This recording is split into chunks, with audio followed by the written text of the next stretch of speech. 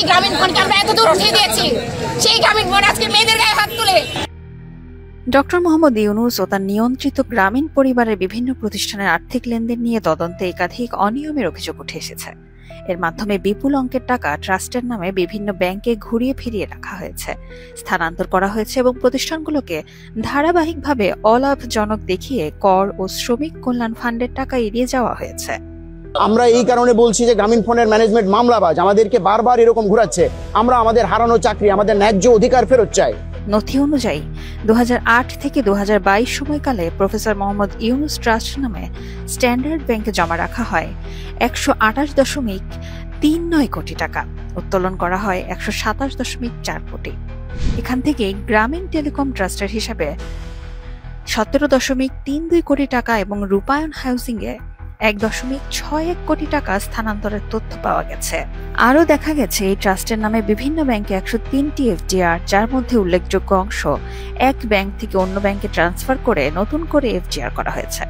তদন্তকারীদের মতে একই টাকা বারবার ঘুরিয়ে নতুন হিসাব বানানোর মাধ্যমে প্রকৃত উৎস ও ব্যবহার আড়াল করার চেষ্টা থাকতে পারে।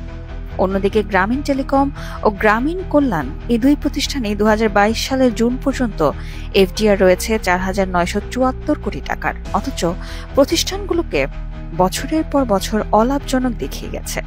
শ্রমিক কর্মচারীদের কল্যাণ তহবিল বরাদ্দকৃত সুদ সহ 45,52,13,643 টাকা বিতরণ না করে আত্মসাৎ।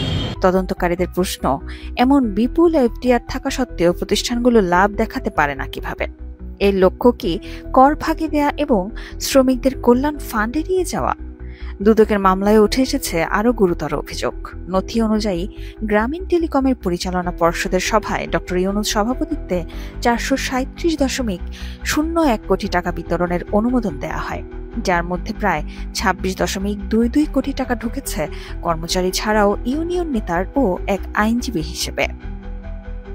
অভিযোগ, এই অর্থ বন্টন ছিল একটি সাজানো প্রক্রিয়া, যা পরে ধারা 409, 420, 467 সহ একাধিক জালিয়াতি ও আত্মসাতের ধারায় মামলায় পরিণত হয়।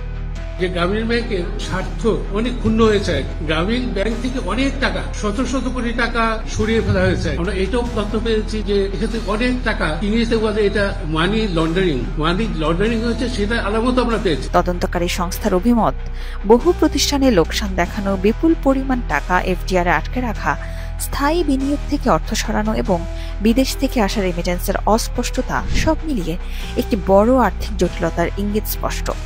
এই গ্রুপের মাধ্যমে যুক্তরাষ্ট্র, যুক্তরাজ্য, ওমান, পর্তুগাল, স্পেন, চীন ও জাপান থেকে আসা রেমিটেন্সের উৎস খতিয়ে দেখা হচ্ছে।